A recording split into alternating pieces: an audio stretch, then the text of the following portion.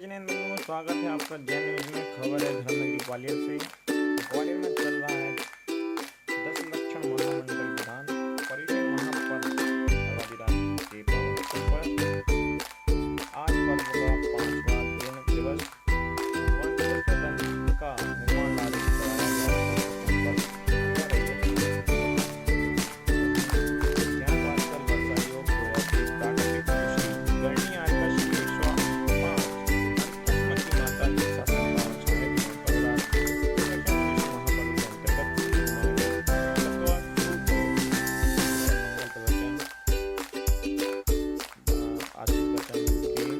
वहीं सायंकालीन तो लताओं का महाकाल नाट्य मंचन भी आयोजित किया गया। साथ ही साथ इस अवसर पर काफी संख्या में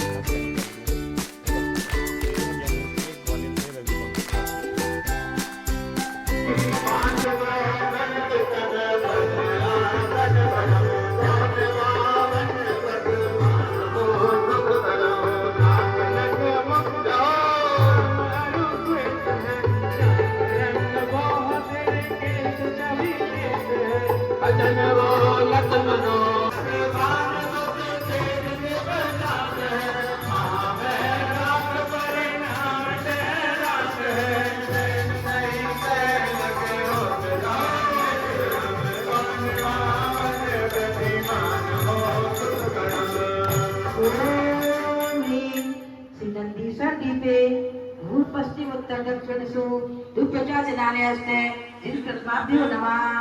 जय माला पूर्णम महाअर्घम पानी तो कहती है, बताइए पाप का बाप कौन है?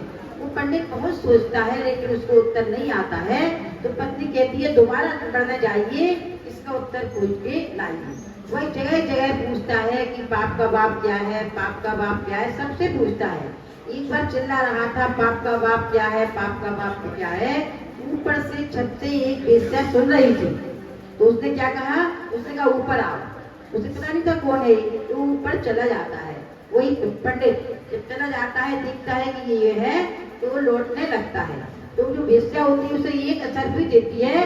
वो कहती कोई बात नहीं, तुम्हारे घर में आ जाओ, सड़क से अच्छा हमारा घर है। वो रुक जाता है। अब वो दोबारा कहती है उससे, पंडित से, कि ऐसा करो तुम बाजार से जाके सब्जी आटा वगैरह ले आओ और हमारे घर में भोजन बना लो, क्योंकि हमारा घर अत्यंत अशुभ अपवित्र है, तुम्हारे द्वारा वह पवित्र हो जाएगा। तो वो कहता नहीं, मैं नहीं जाऊंगा, मैं नहीं बनाऊंगा तुम्हारे घर में भोजन। लेकिन चलो 2 असर भी देते हैं। 2 असर भी में वह मान जाता है और बाजार से आटा आदि लाके भोजन बना लेता। अब तीसरी बार भोजन बना के वो अपना कहती है, ऐसा करो कि तुम्हें जो है हम तुम्हारे हाथ में भोजन देंगे। तो मना करता है। वो कहती है हम 5 असर भी देंगे, 5 असर भी दे रहे हैं, तो मेरी बात मान जाओ। वो मान जाता है। अब वो कहती है कि और हाथ से जो ग्रास होता है वो हाथ से तुम्हारे मुख में खिलाऊंगा, क्योंकि मैं हमेशा अपवित्र हूँ, मैं इसी बात से मेरा पुण्य बढ़ जाएगा। तो वो नहीं मानता है कि तो नहीं, ऐसा नहीं हो सकता। तो वो 10 असर भी देती है।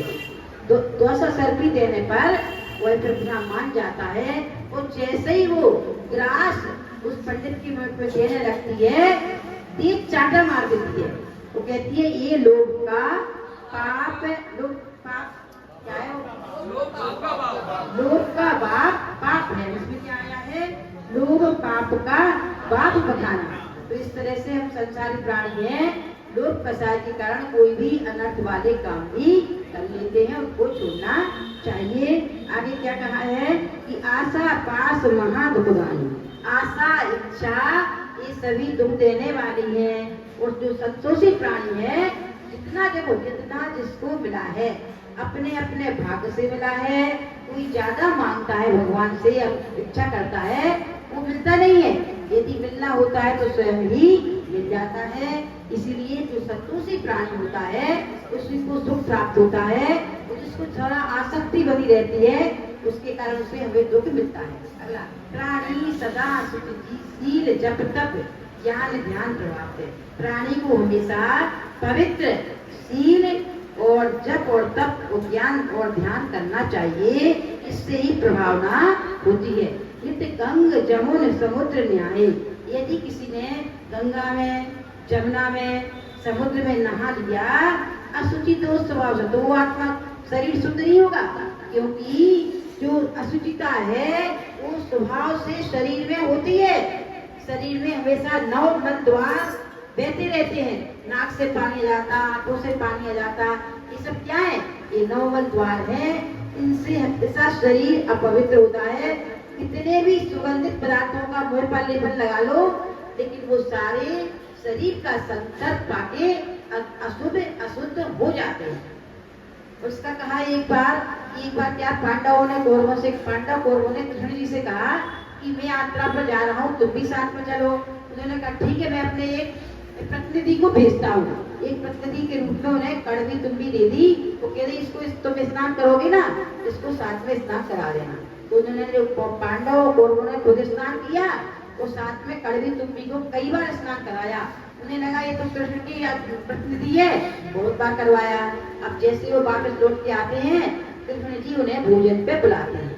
तो कोई कड़वी तुम्बी होती ना, उसी को भोजन में सब्जी बना के परोस दिया जाता है। वो सारे पांडव कौरव परेशान होते हैं और थूकते फूकते हैं। तो उनसे पूछा जाता है कि क्या डाला? वो कहते हैं कि मैंने वही वस्तु डाली है जिसको तुमने नदी समुद्र में आदि में नहाने के बाद शुद्ध की थी, वो डाली है। तो सबकी समझ में आ गई कि अकेले समुद्र आदि में, गंगा जमुना आदि में नहाने से पवित्रता नहीं आती है। पवित्रता कैसे आती है? शील के द्वारा, तप के द्वारा, जप के द्वारा और ज्ञान के प्रभाव से ही पवित्रता आत्मा में आती है।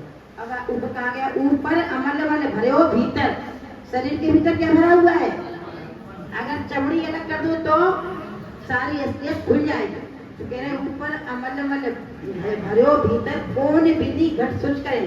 उस घड़े को, शरीर को कैसे पवित्र कह दें? बहु देह मैली, शरीर कैसा है? मैला है। और सुगुण थैली, जो उसमें शरीर में जो सुगुण है, शरीर के द्वारा जो जप तप आदि किया जा रहा है, उससे ही शुचिता आती है। तो कह रहे शौच गुण साधु है, जबकि साधु क्या करते हैं? जब तप आदि करते हैं, इसीलिए वो नहाते नहीं है। बड़ा नहाते हैं क्या? नहीं नहाते ना। तो वो बिना नहाए भी शुचि यानी पवित्र कहलाते हैं, क्योंकि उन्होंने क्या किया है? उन्होंने जब तप नियम संयम आदि करते हैं, उसके द्वारा उनका शरीर भी पवित्र हो जाता है और आत्मा में भी विशुद्धि आती रहती है। पूरी उत्तम शौच धर्म की